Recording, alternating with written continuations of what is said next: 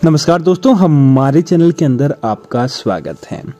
दोस्तों, नवरात्रि माँ दुर्गा का त्योहार सभी लोग धूमधाम से मनाते हैं और नवरात्रि के बाद दोस्तों लोगों के मन में विशेष सवाल आता है कि नवरात्रि के दिनों में भक्तों ने कलश स्थापित किया, नवरात्रि में जौ के जवारे उगाए, नवरात्रि में लोगों ने अखंड ज्योत की, बाती की और नारियल रखा और दोस्तों चावल रखा। अब दोस्तों उनके मन में यह सवाल आता है कि आखिर अब इन चीजों का किस प्रकार से हम उपयोग करें या क्या करें ताकि वह चीज हमें किसी भी प्रकार से नुकसान नहीं पहुंचाए। जो हमने इतनी पूजा की है, इतनी मेहनत के साथ पूजा की है, वो हमारी पूजा सफल हो जाए। तो दोस्तों आज के इस वीडियो के अंदर हम आपको वही बताने वाले हैं कि आखिर आपको इन चीजों के साथ क्या करना चाहिए। आगे बढ़ने से पहले आपसे निवेदन है, वीडियो को पूरा और अंत तक देखें और साथ ही साथ हमारे चैनल को सब्सक्राइब कर दें ताकि ऐसी जानकारियां आपको मिलती रहेगी। दोस्तों, नवरात्रि में सबसे पहली बात आती है जवारों की।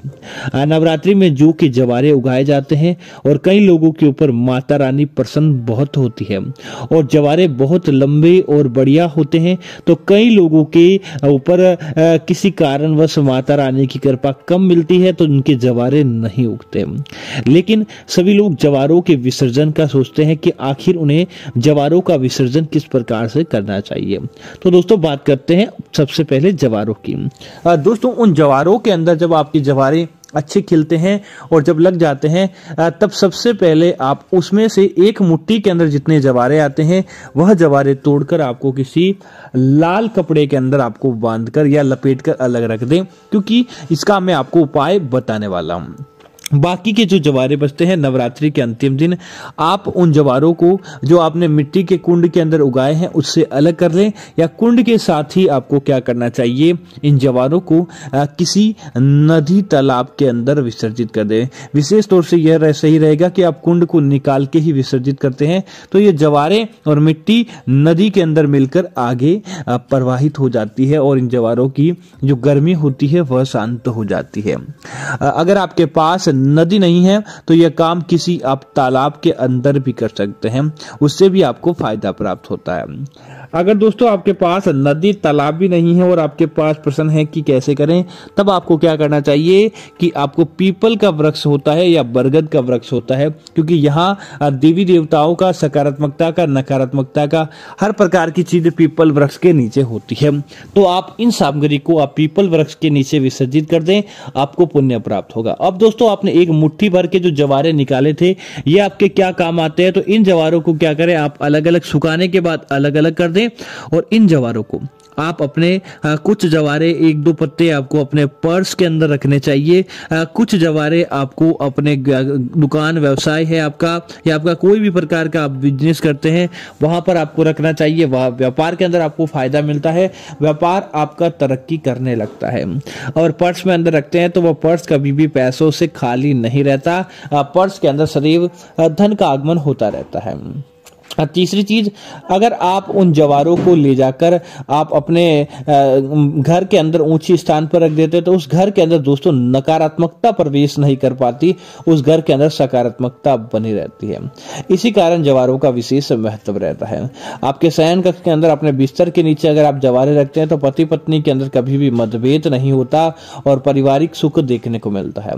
अब दोस्तों बात आती है उन चावल की और गेहूं की जो आप नवरात्रि में माँ दुर्गा के चरणों के आगे अर्पित करते हैं कि आखिर इन चावल और गेहूं का क्या करें जो आपने 9 दिनों के दौरान नवरात्रि में अर्पित किया है। दोस्तों वह चावल और गेहूं विशेष शक्ति प्राप्त होते हैं, उनके अंदर एक विशेष प्रकार की ऊर्जा, एक विशेष प्रकार की शक्ति होती है जो कि आपके अंदर भी अगर चाहिए तो क्या करें, उन चावल और गेहूं का कुछ दाना निकालकर आपको अपने खाने के जो चावल आप गेहूं आपके घर के अंदर है उनके अंदर आपको मिला देना चाहिए, जिससे माता रानी का आशीर्वाद आपके ऊपर बन जाता है। कुछ गेहूं के या चावल के दाने आपको अपने पर्स, बटुए, अलमारी, तिजोरी के अंदर रखने चाहिए और बाकी के जो दाने होते हैं वह आपको किसी गाय को खिला देने चाहिए या फिर आपको किसी कबूतरों को या चिड़ियाओं को चुग्गे के रूप में यह दाने खिला देने चाहिए।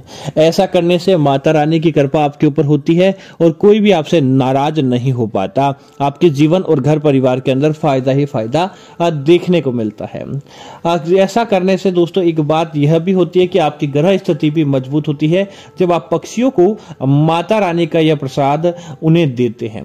अब दोस्तों तीसरी चीज की लोग बात करते हैं कि हमने कलश स्थापित किया था, अब कलश का हमें क्या करना चाहिए। दोस्तों कलश आपने रखा था तो उसके अंदर आपने जल भर के रखा था। नवरात्रि का दोस्तों 9 दिनों तक जब आपका वह जल रहता है तो बहुत दिव्य हो जाता है। उस जल के अंदर अनेक प्रकार की शक्ति आती है, माता रानी का साक्षात आशीर्वाद उस जल के अंदर होता है। जब नवरात्रि के अंतिम दिन जब आप पाठ को वापस उठाते हैं तब आपको उस जल को अपने संपूर्ण घर के अंदर थोड़ा थोड़ा करके उसका छिड़काव करना चाहिए। बड़ा ही पवित्र जल होता है और 9 दिनों के दौरान इस जल के अंदर एक विशेष प्रकार की शक्ति होती है। तब आप अपने पूरे घर के अंदर इस जल का छिड़काव कर दें ताकि आपके घर के अंदर कोई भी वास्तु दोष, नकारात्मकता या फिर किसी ऐसे प्रकार की चीज होती है जो आपको प्रभावित करती है तो वह तुरंत इस जल की छींटे पड़ते ही जलकर समाप्त हो जाती है। और इसी के बाद ही इस जल को आपको अपने व्यापार दुकान के अंदर भी छिड़कना चाहिए, वहां भी आपको तरक्की देखने को मिलती है और आपका व्यापार कई गुना तक उत्तम होता है।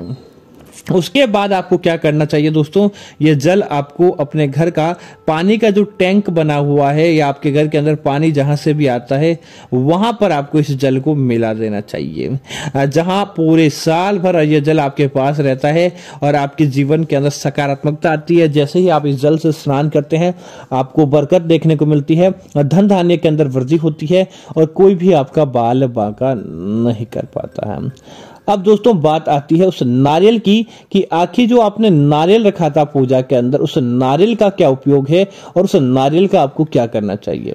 दोस्तों आपने वैसे वहां पर सूखा नारियल ही रखा था, उस नारियल का दोस्तों सबसे उत्तम उपयोग यही है कि इस नारियल का आपको अपने घर के पूजा घर में ही पूरे साल भर देवी दुर्गा के आगे रखना चाहिए। स्वास्तिक लगाएं, आप उन्हें सुंदर लाल पूड़ी बनाए कपड़े की और उनके ऊपर आपको इसे स्थापित करना चाहिए। लेकिन जो पुराना नारियल है जो पिछली नवरात्रि को आपने रखा था उसे आपको विसर्जित कर देना चाहिए। उसे किस प्रकार करें कि आप उस नारियल को ले जाकर किसी नदी तालाब के अंदर विसर्जित कर दें या फिर जमीन के अंदर गड्ढा खोदकर विसर्जित कर दें, या फिर आपसे वह भी नहीं होता तो इस नारियल को पूरी तरह से छीलकर इसके अंदर का आप खोपरा गोटा निकाल दें और उससे जलाकर उसकी ज्योति कर लें और बाकी जो नारियल का कचरा बचता है उसे आप जमीन के अंदर गड्ढा खोदकर दबा दें। इससे भी आपको सौभाग्य की प्राप्ति होती है और साक्षात माता रानी का आशीर्वाद आपके ऊपर बन जाता है। दोस्तों अब लोगों के मन में सवाल आता है कि माता रानी की चुनरी का क्या करना चाहिए। दोस्तों माता रानी को जो आपने चुनरी चढ़ाई थी नवरात्रि के दिनों के दौरान उस चुनरी के अंदर भी विशेष शक्तियां विद्यमान होती है। तब आप क्या करें, उस चुनरी को आप माता तुलसी जी को अर्पित कर दें, या फिर दोस्तों आप तुलसी जी को अर्पित कर, आपके घर के अंदर तुलसी नहीं है या किसी कारण से आप अर्पित नहीं करना चाहते तो उस चुनरी को संभालकर आप अपने कपड़ों के मध्य रख दें। ऐसा करने से आपकी किस्मत खुलती है, आपको दिन दूनी रात चौगुनी गति से फायदा प्राप्त होता है और आप जो चाहते हैं वह आपका काम हो जाता है। दोस्तों इस प्रकार से जो माता रानी की चौकी होती है वह उठाई जाती है और आपको धन लाभ प्राप्त हो सकता है। दूसरा इस बात का ध्यान रखें, जब भी आप चौकी उठाएं तब मन ही मन माँ दुर्गा के नामों का जाप करते रहें और माँ दुर्गा से कहे कि हे माँ दुर्गा मेरे इन कार्यों को पूरा करें, मेरे सारे कार्य आप पूर्ण करें और मेरे कार्यों के अंदर कभी भी किसी प्रकार का विघ्न नहीं आए। और जिस प्रकार आप मेरे घर आए 9 दिन रहे, अब वह खुशियां मुझे पूरे 12 महीने दें और 12 महीने के लिए ही आप मेरे घर के अंदर विद्यमान रहें। ऐसी मनोकामना मां दुर्गा से आपको मांग लेनी चाहिए। तो उम्मीद है जानकारी आपको अच्छी लगी होगी। ऐसी अन्य जानकारियां देखने के लिए दोस्तों कृपया हमारे चैनल को सब्सक्राइब करना ना भूलें और साथ ही साथ वीडियो को लाइक और शेयर करते रहे और साथ ही साथ कमेंट बॉक्स के अंदर जय मां दुर्गा जरूर लिखें ताकि ऐसी सच्ची और सही जानकारी आपको मिलती रहेगी। धन्यवाद मित्रों, जय श्री राम मित्रों।